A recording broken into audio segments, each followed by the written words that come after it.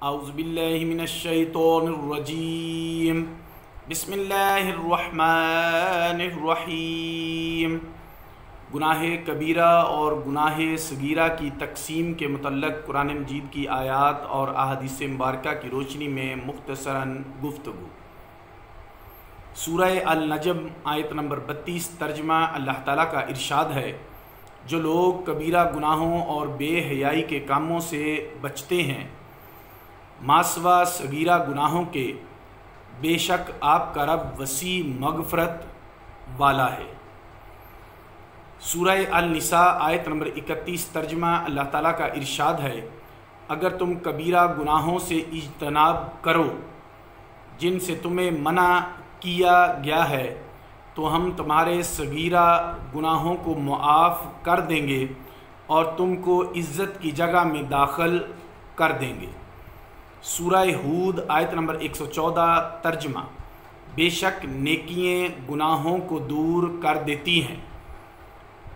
حضرت ابو ہریرہ رضی اللہ عنہ بیان کرتے ہیں کہ رسول اللہ صلی اللہ علیہ وآلہ وسلم نے فرمایا، 5 نمازیں اور ایک جمعہ سے دوسرا جمعہ ان کے درمیان ہونے والے گناہوں کا کفارہ ہیں جب تک کہ کبائر کا ارتکاب نہ کیا جائے۔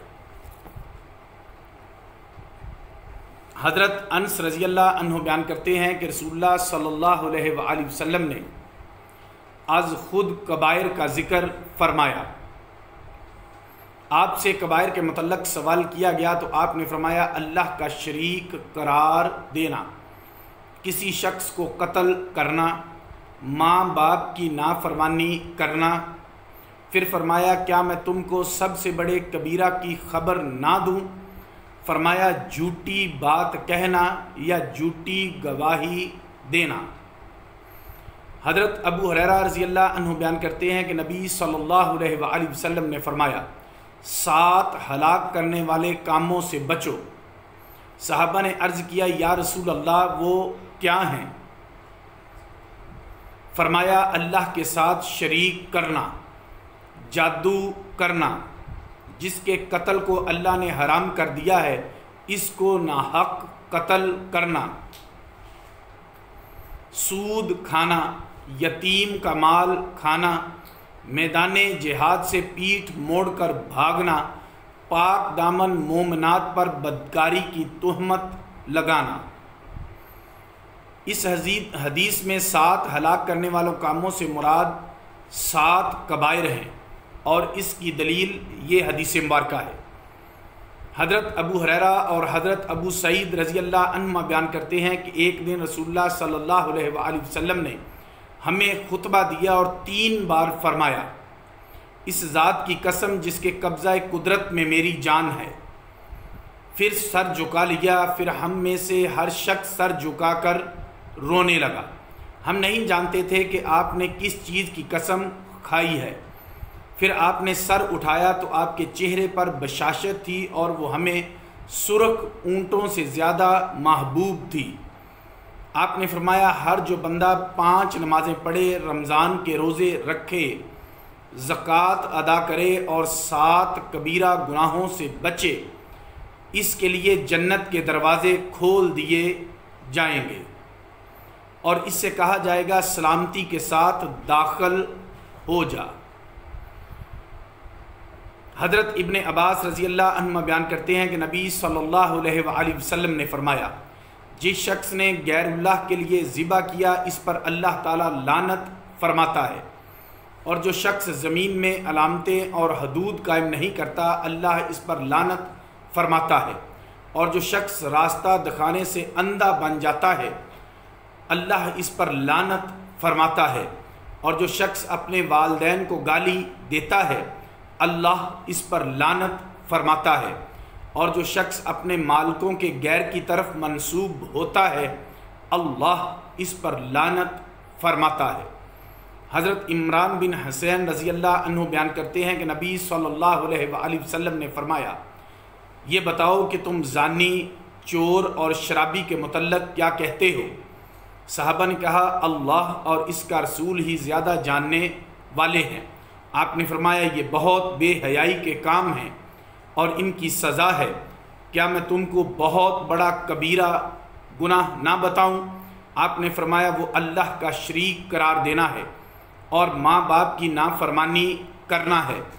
آپ ٹیک لگائے ہوئے تھے، پھر آپ اٹھ کر بیٹھ گئے اور فرمایا اور سنو جھوٹ بولنا۔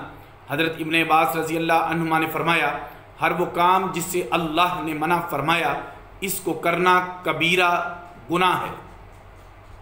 حضرت ابن مسعود رضی اللہ عنہ نے فرمایا کبائر یہ ہیں کہ اللہ کے ساتھ کسی کو شریک کرنا، اللہ کے عذاب سے بے خوف ہونا، اللہ کی رحمت سے مایوس ہونا۔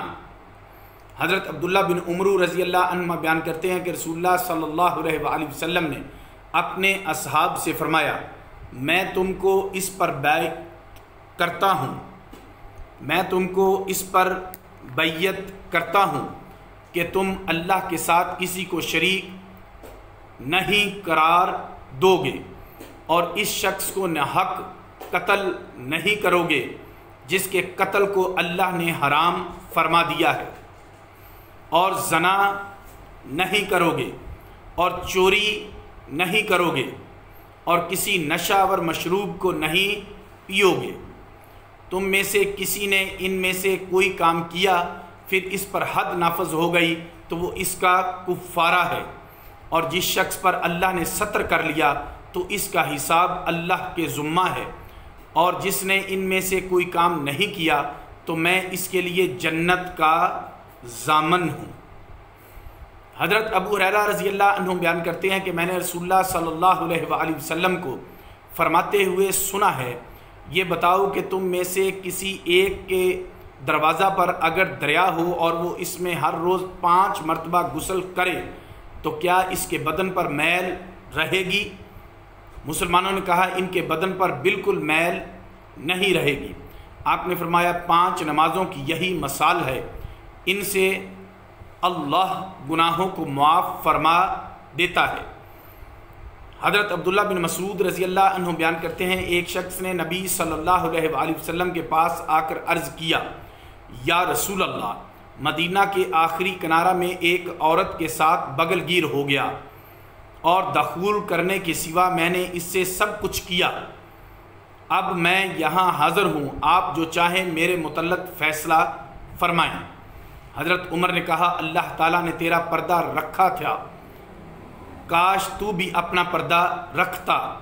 نبی صلی اللہ علیہ وآلہ وسلم نے اسے کوئی جواب نہیں دیا، وہ شخص اٹھ کر چل دیا۔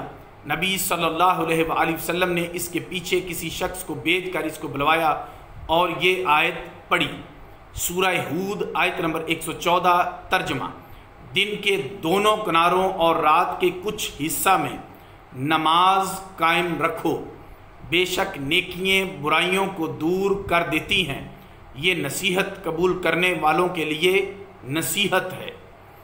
مسلمانوں میں سے ایک شخص نے کھڑے ہو کر پوچھا یا رسول اللہ کیا یہ آیت اس کے لیے خاص ہے؟ آپ نے فرمایا تمام لوگوں کے لیے ہے، وما علینا الا البلاغ المبین۔